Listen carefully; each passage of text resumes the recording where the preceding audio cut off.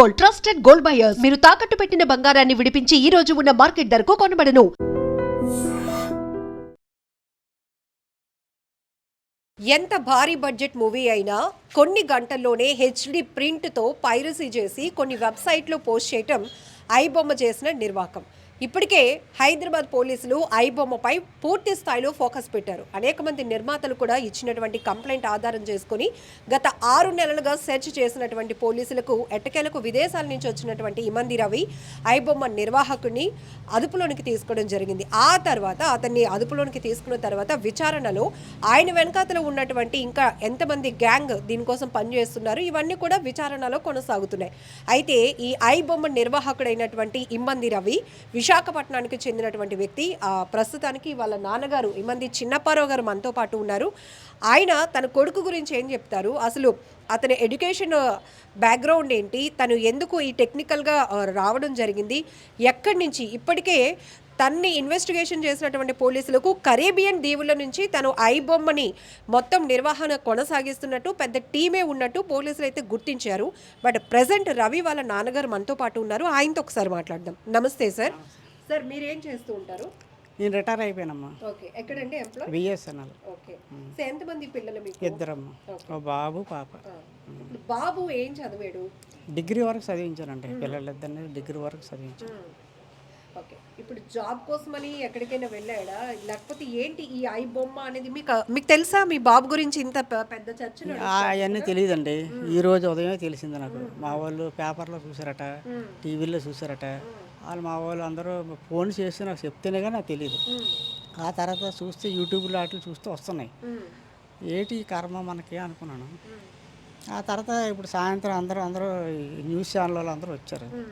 వాళ్ళు అడిగిన దానికి ఏదో మన సమాధానం చెప్పాం. మనకు తెలిసింది వాళ్ళు ఏదో అడిగారు, మనకు తెలిసింది మనం చెప్పాం అంతే. అంటే తను జాబ్ పర్పస్కి ఊరు వెళ్ళాడా, లేకపోతే ఇక్కడ ఉండే మీకు దగ్గర? లేదండి, జాబ్ ఏం గవర్నమెంట్ జాబ్ ఏం కాదు, ప్రైవేట్గా ఏదో వర్క్ నేర్చుకుంటూ వాళ్ళ ఫ్రెండ్స్ని ఎవరినో పట్టుకొని ఏదో వర్క్ నేర్చుకుంటూ మేము మా కొన్ని కుటుంబంలో కొన్ని సమస్యలు వచ్చాయి. సమస్యల వల్ల కొంచెం విడిపోయాము మనుషులు. ఆడు ఒక్కడ ఉండిపోయాడు, ఆకలితో కొన్నాళ్ళు ఉన్నాడు. మరి ఆడ ఉండలేక ఏదో పని చేసుకుందని వెళ్ళిపోయి ఏదో వర్క్ చేసుకొని కొన్నాళ్ళ పాటు అంతా అక్కడ కూడా ఆకలితో ఉండి వర్క్ నేర్చుకొని ఆడు కష్టపడి స్వయంగా బయటికి వచ్చాడు. సార్ మీరు బిఎస్ఎన్ఎల్లో రిటైర్డ్ ఎంప్లాయీ, అంత కొంత అది గవర్నమెంట్ జాబే. బాబు డిగ్రీ వరకు చదివించారు. అంత ఆకలితో ఉండాల్సినటువంటి పరిస్థితులు ఏమొచ్చాయి? నేను లేనండి ఇంటికాడ, నేను లేను. నాకు చెప్పుతాను కదా ఇంట్లో సమస్యలు వచ్చాయని, నేను వేరే వెళ్ళిపోయాను. నేను ఆ ఇల్లు అద్దెకి ఇచ్చామమ్మా. అద్దెకిచ్చి ఇంకో దగ్గరికి వెళ్ళిపోయాము. మళ్ళీ ఆ తర్వాత మళ్ళీ ఇక్కడికే వచ్చాము. తర్వాత నేను నా మటు నేను మీతో కలిసి ఉండను అని వేరే వెళ్ళిపోయాను. వేరే వెళ్ళిపోతే ఇంకా అందరూ ఎవరి మట్టుకు విడివిడిగా అయిపోయాం. నలుగురు అయిపోయేసరికి ఆడు మనసు తిరిగి ఆడు ఆకలితో ఎన్నాళ్ళు ఉంటాడు. ఆడేదో ఆడి దారి ఏదో ఎత్తుక్కున్నాడు.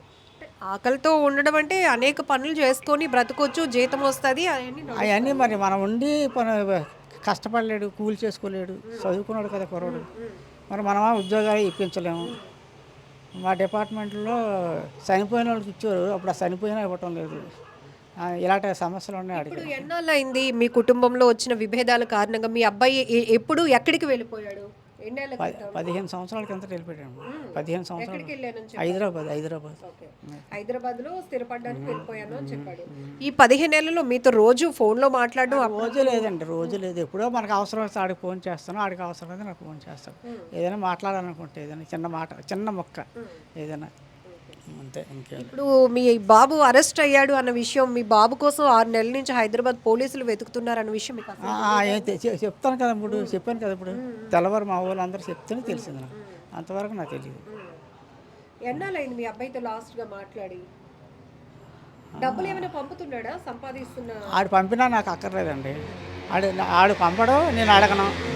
ఆడు అడగడు, డబ్బులు కావాలని ఆడు అడగడు, నేను అడగను. ఒకవేళ ఆడు పంపించినా నాకు వద్దు. నాకు ఎట్టింది దేవుడు ఎట్టింది నాకు చాలు మందులకి నాకు తిన్నంతకి సరిపోతుంది. ఇప్పుడు మీ బంధువుల ద్వారానైనా మీ అబ్బాయి ఎందుకు పోలీసులు అరెస్ట్ చేశారు అనే విషయం మీకు తెలుసా?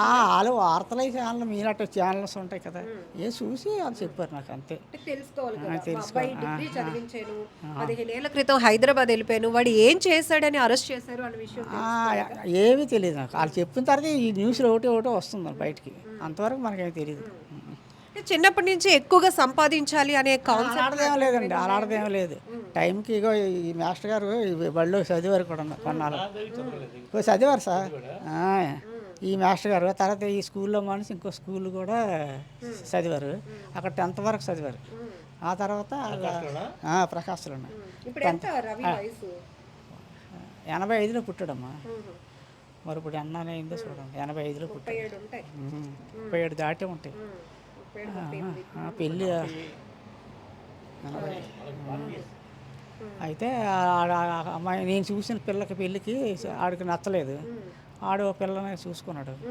సరే అయితే నువ్వు నచ్చిన పిల్లని చేస్తాను అనేసి మా పెద్దలు, మా మామయ్యలు, మేనత్తలు, మా అన్నయ్య, మా వదినలు వీళ్ళందరం తీసుకుని వెళ్ళాము. నిశ్చితార్థం చేసాము, మళ్ళీ వచ్చేసాము. మళ్ళీ పెళ్ళికి ముహూర్తాలు వాళ్ళే పెట్టేశారు. పెట్టిస్తే వెళ్ళాము. ఆ పెళ్ళి అయిపోయిన తర్వాత నాకు తెలిసిన వాళ్ళు, నాకు కావాల్సిన వాళ్ళు తీసుకెళ్ళాను. పెళ్ళి అయిపోయిన తర్వాత వచ్చేసాం. అంతవరకే మనకి. మీరు చూసిన అమ్మాయి నచ్చలేదు అని ఈ కోపం కూడా మీ మీద ఉందా? కోపమే లేదు, కోపాలు ఏమీ లేవమ్మా, కోపమే లేదు. చేయవలసిన పనులే చేసాం అంతే. ఆడికి పెళ్లి చేయాలి, మన ధర్మం చేసాం. ఆడికి చూసుకుంటూ ఆడికి నచ్చింది, అది మనకి ఇంకా సింపులే కదా చెప్పాలంటే. పోనీ ఇష్టపడిన పిల్లతో కలిసి ఉండాలి కదా. మరి వాళ్ళిద్దరికి ఏమొచ్చిందో విడిపోయారు. సో ఇప్పుడు ఇష్టపడిన అమ్మాయితో కూడా లేడు లేడు. పాప చల్ల చుక్కలా ఉంటుందండి పాప. పాప చాలా బాగుంటుంది, అంత అందంగా ఉంటుంది ఆ పాప. చిన్నప్పుడే అంత అందంగా ఉండేది. మరి ఇప్పుడు 7వ సంవత్సరం 8వ సంవత్సరం దానికి. పెద్దయినా మీరు చెప్పండి, ఒక గౌరవమైన వృత్తి మీరు చేస్తున్నారు, రిటైర్ అయ్యారు, నా కొడుకు కూడా అలాగే సెటిల్ అవ్వాలి, మంచి మార్గంలో ఉండాలని అందరూ నేను గవర్నమెంట్ ఉద్యోగం అమ్మా, నాకు బతికినన్నాళ్ళు పెన్షన్ ఇస్తుంది. దానికి అలా కాదు కదా, ప్రైవేట్ పనులే ఎన్నాళ్ళు చేసినా ప్రైవేటే కదా.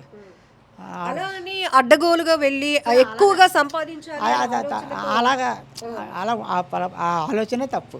ఇప్పుడు మీ అబ్బాయి ఒక రకంగా ఒక సిస్టమ్ ని బ్రేక్ చేశాడు.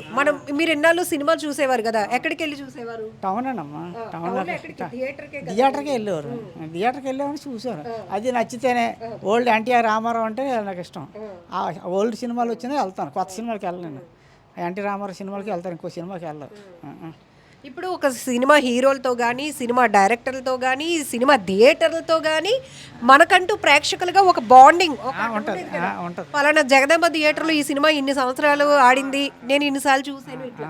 బట్ అలాంటి కనెక్టింగ్ అనేది లేకుండా సినిమా ఏదైతే భారీ బడ్జెట్లతో నిర్మాతలు తీసిన సినిమాల్ని కాపీ చేసి వాళ్ళు చాలా కష్టపడి తీస్తారు, డబ్బులు ఖర్చు పెడతారు, తీస్తారు.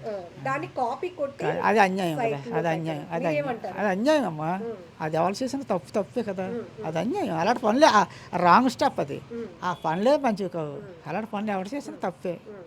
మన చట్టానికి మనం తల ఒగ్గాలి కానీ చట్టం కాడ ఇలాగ ఎదురుగా ఉండకూడదు. చట్టం అంత కళ్ళు మూసుకొని ఉండదు కదా. మనం ఏం పని చేసినా చట్టానికి అనుకుగా ఉండాలి. అబ్బాయి రవి సమర్థించుకునే మాటల్లో పేదవాళ్ళు థియేటర్ వరకు వెళ్ళలేకపోతున్నారు, అంతమంది వెళ్ళినా కూడా టికెట్లు కొని పెట్టుకోలేకపోతున్నారు, కాబట్టి నేను ఇలా కాపీలు చేసి పైరసీలతో. పేదవాళ్ళు ఎవరు లేరమ్మా ఈ రోజు. కూలికి వెళ్ళా మగవాళ్ళకి ఆడవాళ్ళకి డబ్బులు ఇస్తున్నాయి. పేదవాళ్ళు అయితే మానేస్తారు సినిమా చూడటం. మా చిన్నప్పుడు సినిమాకి వెళ్ళేవారు అంటే మాకు అక్కడ 10 పైసలు ఉంటే కావు. సినిమాకి వెళ్ళేవారు అంటే నోరు పూసుకొని ఇంట్లోనే ఉండేవారు. వ్యవసాయం చేసుకుని వ్యవసాయం పనిలోకి పిలిస్తే వ్యవసాయంలోకి వెళ్ళి పనులు చేసేవారు. మాకు సినిమాలో వెళ్ళేవారు అంటే మనకు జరగనప్పుడు నోరు మూసి ఊరుకోలేమే. మనకు అది కావాలి, ఏమైనా కావాలంటే వస్తుంది రాదు కదా. మనకు ఉన్న దాంట్లోనే మనం చేసుకోవాలి. మన తలకు తగ్గ టోపీయే వేసుకోవాలి. మన చిన్న తలకాయ ఇంత తలపు వేసుకుంటే ఉండదు కదా. ఆ ఆశ కూడా అది మంచిది కాదు, ఆ ఆశే మంచిది కాదు. ఆశనే మొదట్లోనే కత్తిరించేయాలి. అది తప్పు నాకు. ఇప్పటికీ కూడా చిన్నప్పుడు సినిమాకి రూపాయి ఉంటే చాలు, నాకు సినిమాకి వెళ్ళి వచ్చేయచ్చు. ఆ రూపాయి ఎలా వస్తుంది? ఆ రూపాయి లేదు అంతే. మా ఊరు మొన్నటి వరకు బాగా పల్లెటూరులా ఉండేది, ఇప్పుడు పట్టణం అయిపోయింది. ఇదంతా మా వ్యవసాయాలు, భూములను ఇప్పుడు భూముల్లో ఉన్నట్టు అన్ని హాస్పిటల్స్ వస్తాయి. ఇప్పుడు మీ అబ్బాయి తను చేసిన పనిని సమర్థించుకోవడానికి చెప్తున్న మాటను మీరు ఖండిస్తున్నారా? తండ్రి అది ఏం చెప్పడో నాకు తెలియదు. ఇప్పుడు నేను మీకు చెప్పాను కదా, పేదవాళ్ళు సినిమా చూడలేకపోతున్నారు, అందుకే నేను వెబ్సైట్లో అది నేను వినలేదు. కానీ ఆ మాటే తప్పు. నిన్ను పొడి చేస్తాను చంపేస్తాను అది న్యాయం, నువ్వు తిన్నందుకే నీకు అన్నం లేదు కాబట్టి పొడి చేశానంటే అది ఎలా ఉంటుంది? చచ్చిపోతే అన్నం తినక్కర్లేదు కదా, నేను చంపేస్తానంటే ఎలా ఉంటుంది? తప్పు అలా తప్పు. మీరు అన్నారు ఒక మాట, తండ్రిగా మీ బాధ మాకు అర్థమవుతోంది. అంటే అతను డిగ్రీ చదివాడు, నేను జాబ్ చేస్తున్నాను, అయినా కూడా చిన్న విభేదాల వల్ల దూరం అయిపోయాడు, ఎన్నాళ్ళు ఆకలితో ఉంటాడు, నాకంటూ ఒక ఎంప్లాయీని కాబట్టి నేను బతుకుతున్నాను, నా కొడుకు అవకాశం లేదని. బట్ మీ కొడుకు అకౌంట్లో 3 కోట్ల రూపాయలు ఫ్రీజ్ చేశారు పోలీసులు. ఇది నమ్మసఖ్యంగా మీరు చెప్తేనే నాకు మైండ్ బ్లాంక్ అయిపోతుంది. 3 కోట్ల రూపాయలు. మరి అదే ఊహకి అందలేని మాట నాకు. మరి మీరే కాదు, మీకంటే 3 మంది ముందు వచ్చారు విలేకరులు, వాళ్ళందరికీ అది చెప్పారు. నాకు ఊహ అందని మాట అది. మరి మన తాతలే మహారాజులు కారు, మన రాజులు కారు, ప్యాలెస్లు లేవు, కోట్లాది వందలాది ఎకరాల భూములు లేవు. మరి అలాగని తిన్నందుకు ఇబ్బంది లేదు. గంటన్నం సూడాంబులు అన్నీ తాగి ఆకలితో అప్పుడు లేవు కాబట్టి ఇలా జలసాగా లేదు, డబ్బులు ఉండేవి కావు అప్పుడులోను. ఏదో ఏం అలవాట్లేదు, నాకు అలవాట్లేదు. చిన్న సిగరెట్ కూడా నాకు లేదు అలవాటు. అందరు సిగరెట్లు మందులు అవి తాగుతారు, అలాంటి అలవాటే లేదు నాకు. అలాగే 6 నెలలు హైదరాబాద్ పోలీసులు కూడా తిప్పలు పెట్టాడు మీ అబ్బాయి. అంత టెక్నికల్ గా మంచి బ్రిలియంట్ గా ఉండేవాడే చిన్నప్పటి నుండి. అంతే మరి ఏం చేస్తామండి, వాళ్ళ అమ్మ తాలూకా బ్రెయిన్ క్రిమినల్ బ్రెయిన్. వాళ్ళ అమ్మది జీన్స్ వస్తాయి కదా, ఆ జీన్స్ అడిగి వచ్చినట్టు ఉంది. ఎందుకంటే మా వంశంలో అంత కిలాటీలు ఎవరు లేరు. మా నాన్న గురించి వీళ్ళు తెలిసి కొంతమంది ఇక్కడ వీళ్ళు కూడా ఉంటారు. సాత్వికంగా ఉంటాం, మా పని ఏదో మనం చూసుకుంటాం. మా ఇంట్లో ఉన్నామో లేదో తెలియదు ఎవరికనే. ఈరోజు వీధి ఎక్కవలసి వచ్చింది. ఏటమ్మా ఇంట్లో మాస్టర్ గారిని అడగండి, మాస్టర్ గారిని ఇంట్లోనే ఉండేవారు, బయటికి వెళ్ళేవారు కదా, అన్నీ తెచ్చి పడేసేవాడిని. మా కర్మాన మేము ఉండేవారు. కానీ ఈరోజు ఇలా ఇది ఎక్కువలసి వచ్చింది. వాళ్ళ అమ్మ బ్రెయిన్ మంచిది కాదు, అంతా అదొక ఇది. అందుకే విడిపోయాం మా ఆవిడ నేను. అంటే ఆమె ఆలోచన అట్లా అంత మా ఆలోచన అలా ఉంటుంది. అంత వ్యతిరేకమైన పనులు. జుత్తుకేస్తే వాళ్ళకి మెడకేస్తే జుత్తుకి. కూరని తిండి కూరని బట్ట ఇట్టానమ్మ నేను. అయినా సరే ఆవిడ డ్యూటీకి వెళ్తుంటే తలుపులు తాళాలు వేసేది, డ్యూటీ నుంచి వచ్చేసింది తలుపులు తాళాలు వేసేది. ఇవన్నీ పెద్ద మనుషులు చెప్పాను. ఎవరైనా అలా చేస్తారా? నేను ఎక్కడంటే దూరంగా అడవుల్లోకి ట్రాన్స్ఫర్ చేసేస్తే బాగుండు, మళ్ళీ ఎక్కడే వచ్చావు ట్రాన్స్ఫర్ అయ్యి అని అలా కూడా అంటారు. ఇలాంటి బాధలన్నీ రకరకాల బాధలు, చాలా బాధలు పెట్టింది. అవన్నీ చెప్పాను మా వాళ్ళకి. నిజంగా ప్రస్తుతం ఉన్నటువంటి సమాజం దేనికి ప్రయారిటీ ఇస్తుంది?